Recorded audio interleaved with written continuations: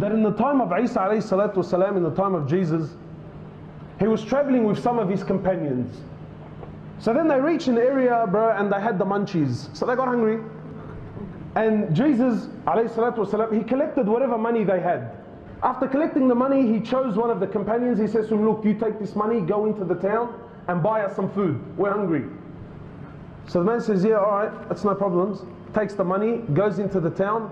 When he goes into the town, he realizes that all the money could buy was what? 3 loaves of bread. That's all he could buy. And there must have been about 10 blokes back there waiting to eat.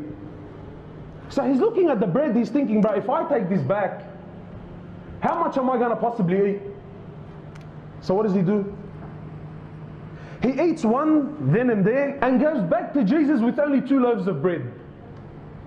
When he goes back to Jesus and he gives him the 2 loaves of bread, Jesus looks at the bread, alayhi salatu wasalam, looks at the man and he says to him, who ate the 3rd loaf? He's thinking, when I ate the 3rd one, I was alone, there was no one there. So now Jesus is asking about the 3rd, so what does he do? He says, bro, wallahi, he says, I only bought 2. So Jesus doesn't argue with the man, you know. They carry on their journey. Then they reach a destination. The companions that were successful in hunting a deer, they cooked it, they ate it, until there was nothing left, bones, just a carcass. And then Jesus calls the man over. He sits him down, he says to him, look.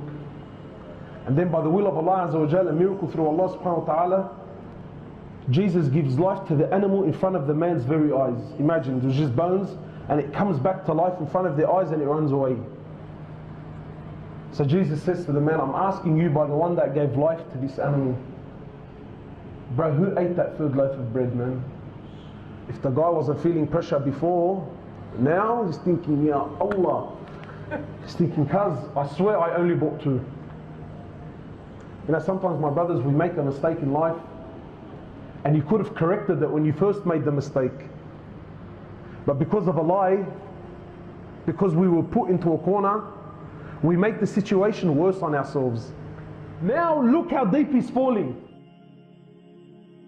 Anyway, Jesus doesn't argue with the man, they continue on.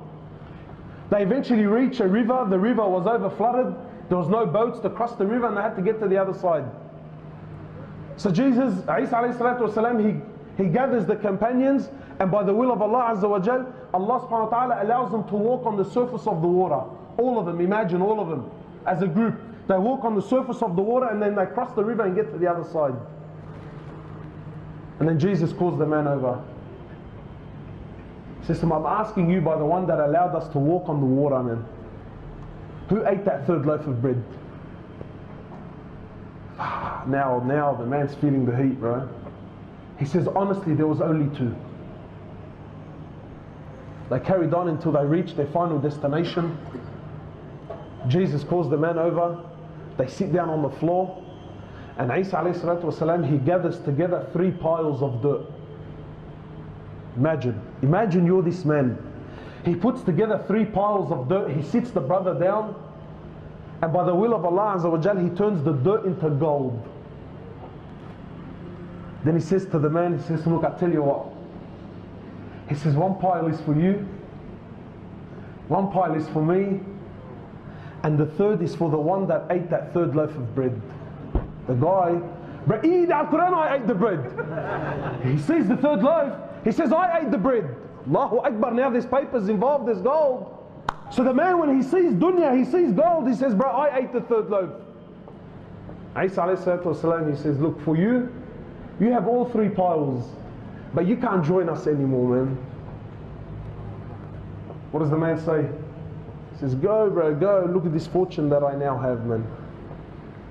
He's thinking, Allahu Akbar, what do I buy first, bro? He didn't know what he's going to buy first. So he's sitting there, he's looking at the gold, he's admiring it. Isa and his companions take off. Shortly after, 3 thieves come by. When they see the man and 3 piles of gold, the maths is pretty straightforward, bro. First thing they did is they knocked him off straight away. 3 thieves, 3 piles of gold, halawa. But they too were hungry, man. So one of them says, look, I'll take some money I'll go to the town, I'll buy some food, we'll have a feed, and then everyone takes his pile of gold and we call it a day. He goes to the town, my brothers, and on the way he starts thinking to himself, you know, he's thinking, how can I get that money, man? And while he's over there buying the food, the two that stayed behind are thinking, how can we take his money? So they planned and plotted, and he planned and plotted. They said, when he returns, we'll kill him. And we'll split his share in half. When the man reaches the town, he buys the food, he says, bro, 100% they're going to do something to me. So what does he do? He poisons their food. He comes back with the food. Before he could do anything, they knocked him off straight away. As he knew, as he planned. Wallah, they sat down, they had a feed, and little did they know the what? The food was poisoned. Wallahi, shortly after they also died. Now Isa alayhi salatu wasalam and his companions, they're walking back. They seen their former companion, the three thieves, and the three piles of gold sitting there untouched. So Isa alayhi salatu wasalam, he looks over to his companions and he says to them, this is hayat al-dunya. He says, this is the life of this world, and this is what it does for the one who runs after it, man. That's dunya, my brothers and sisters. Wallahi, you can run and gather and collect as much as you want. You're leaving everything behind.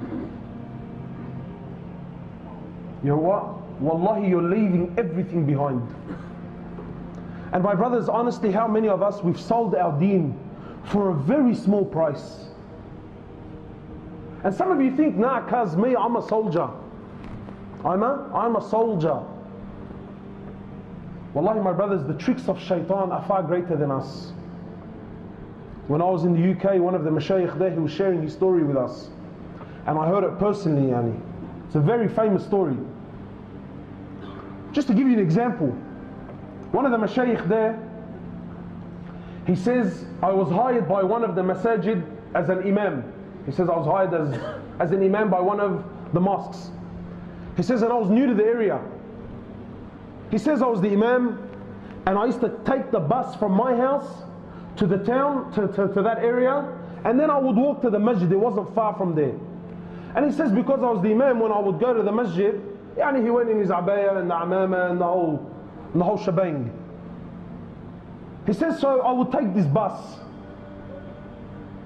He says, one day I jumped on the bus, and it was a new bus driver, so it wasn't someone that he had seen. He says, I jumped on the bus, I paid him for my fare, and he gave me the change.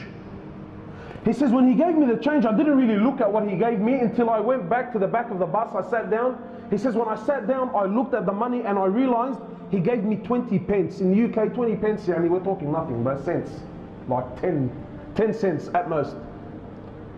He says, so, you know, like I sat there and I said, man, the guy gave me more. He said, and then the conversation started happening in my head. And honestly, how many times have you been in this position? He's thinking, you know what? It's 20 pence, it's nothing, bro, don't worry about it. Madbahdil halak, you know what I mean? Don't embarrass yourself. They're a big company anyway, bro, and really, what's 20 cents gonna do, eh? So the man's sitting there and he's thinking, bro, it's 20 cents, should I, shouldn't I, should I, shouldn't I? He says, and wallahi, for the whole trip, this is the conversation that's happening. He says, you know, like it wasn't about the money, it was just... And then the Shaykh was saying, when I got to my bus stop, he said, when I got to my destination, he said, I got off my chair, I'm walking down the bus, I'm walking to the front door. He says, wallahi, and I'm still saying to myself, do I give it, don't I give it? He says, and then as soon as I got to the bus driver, he said, I don't know what went into me, man. He said, I turned over to the bus driver, I said to him, look, man, you gave me 20 extra. He goes, no, I didn't give you 20 extra. He goes, I gave it to you intentionally. He said, why did you give it to me intentionally? He goes, well, for 3 years I've been looking into Islam. And he said, when I came and I seen you dressed the way you were dressed, I knew that you were an imam. He said, so today I was going to make my decision. If you were honest, I was going to embrace Islam. But if you kept that money, he said, I knew that you were liars like everyone else lies. So now the Shaykh is speaking about himself. He says, I gave him the money. He says, I got off the bus. He says, when the bus drove off, he says, I started crying. He said to me, I almost sold my deen for 20 cents, bro.